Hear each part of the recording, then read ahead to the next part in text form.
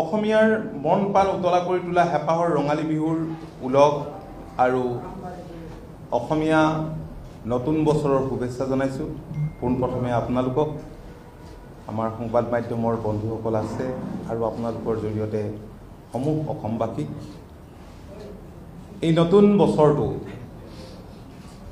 এই নতুন অসমীয়া নৱবৰ্ষটো অসমৰ ৰাইজৰ সুখ সমৃদ্ধি হাঁহি আনন্দৰ হওক তাকে কামনা কৰিছোঁ। অসমীয়া চহা জীৱনৰ সৈতে সম্পৃক্ত হৈ থকা হেঁপাহৰ ৰঙালী বিহুটিয়ে অসমীয়াৰ হৃদয়ত নতুন আশা আৰু নতুন উদ্দীপনাৰে আলোকিত কৰি তোলে।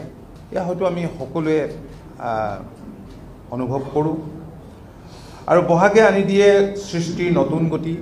আমাৰ ইয়াৰ আমঠু ৰঙালী বিহুৱে যুগ যুগ ধৰি বহন কৰি আহিছে সম্প্ৰীতি, ভাতৃত্ববোধ আৰু পৰম্পৰাৰ বাৰ্তা। আমি আশা কৰিম এইবাৰো এই বিহুৱে অসমত বসবাস কৰা বিভিন্ন জাতি জনগোষ্ঠী, ভাষা ভাষী, ধৰ্মাৱলম্বী লোকৰ মাজত সমন্বয়ৰ এনাজৰীডাল, সম্প্ৰীতিৰ বান্ধোন, ভাতৃত্বৰ বান্ধোন অধিক মজবুত কৰক, আমি তাকে কামনা কৰোঁ। বিহু অসমীয়াৰ ঐতিহ্য, বিহু অসমীয়াৰ পৰম্পৰা, বিহু অসমীয়াৰ চহকী সাংস্কৃতিক চৰ্চাৰ এক সুউচ্চ স্তম্ভ।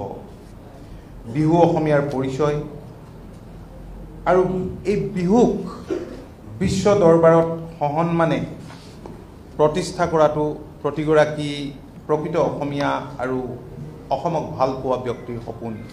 আৰু জাতীয় জীৱনৰ এটা ডাঙৰ উৎসৱ, যাৰ বাবে আমি সকলো অসমবাসীলৈ আমাৰ হিয়া ভৰা ওলগ যাচিছোঁ, বিহুৰ সেৱা যাচিছোঁ আৰু তেখেতসকলৰ পৰাও আমি আশীষ বিচাৰিছোঁ আহিব লগা দিনত আমি যাতে এজন নিৰ্ভীক সেৱক হিচাপে কাম কৰি যাবলৈ আমাক তেখেতসকলে আশীষ দিয়ে।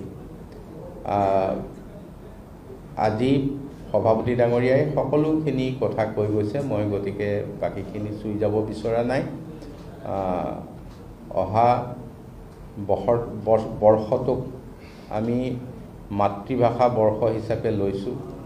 সকলোৰে মুখৰ যি মাতষাৰ, সেই ষাৰ যাতে সকলো জাতি জনগোষ্ঠীৰ নিজৰ নিজৰ মাতৃভাষাটো যাতে অধিক প্ৰচাৰ আৰু প্ৰসাৰ হয়, এইটো আমি প্ৰত্যেকটো জাতি জনগোষ্ঠীৰ বিকাশৰ কথা ভাবিছোঁ। মাতৃভাষাৰ জৰিয়তে আহিব লগা দিনত আমি এই বৰ্ষটো এনেধৰণে আগুৱাই লৈ যাবলৈ চিন্তা কৰিছোঁ। সকলোৰে পুনৰবাৰ মোৰ ওলগ যাচি, সেৱা যাচি আপোনালোকৰ সাংবাদিক বন্ধুসকলক অশেষ ধন্যবাদ। এইকাৰণেই যোৱা দিনবিলাকত আপোনালোকে এটা উচিত পথত আগুৱাই আমাক লৈ যাবলৈ দিক নিৰ্ণয়ক হিচাপে থিয় দিছে, তাৰ কাৰণে আপোনালোকক অশেষ ধন্যবাদ।